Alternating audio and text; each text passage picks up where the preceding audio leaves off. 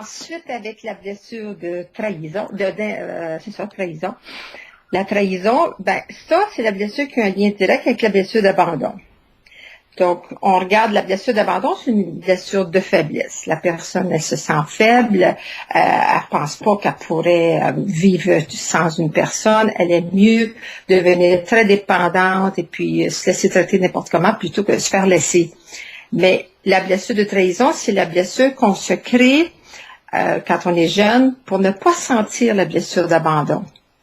Donc, on devient en réaction au sexe opposé. Puis on se dit, je me ferai pas avoir, je me ferai pas contrôler, c'est moi qui vais contrôler.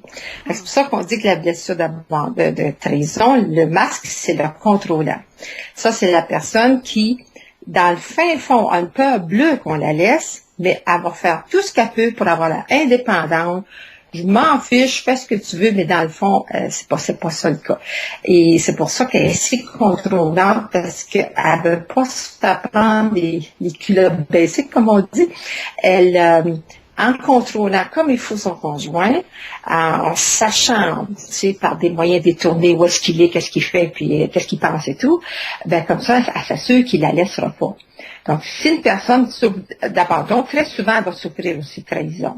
Donc, si elle se met à pleurer, puis se plaindre sur son sort, puis se déprimer, puis même en faire une dépression, ça veut dire qu'elle est encore dans sa blessure d'abandon. Mais si tout à coup elle dit, ah ben là, je vais me venger, puis je laisse faire, je te dis que dans le divorce, je vais essayer d'aller chercher tout ce que je peux, puis si elle a une réaction forte, ça veut dire qu'elle vient de tomber dans sa blessure de trahison. La trahison, il veut pas se faire avoir. Puis il aime pas avoir des surprises. Puis il veut toujours que ça vienne des autres. C'est toujours les autres qui sont en faute. Fait que si monsieur veut laisser madame, par exemple, puis dans sa blessure de trahison, il va tout faire pour que ce soit elle qui dise, bon ben là, j'en peux plus, là, puis il faut qu'on se laisse. Fait que là, il va dire, ah, c'est bien, c'est pas moi, c'est elle qui a pris la décision. Il faut toujours que ce soit la faute des autres.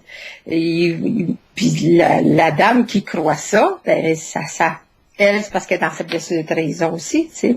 Puis elle vient en colère parce qu'elle dit, ben non, c'est pas de ma faute, c'est toi qui a commencé le bal, puis là, c'est deux égaux qui s'affrontent. Hein?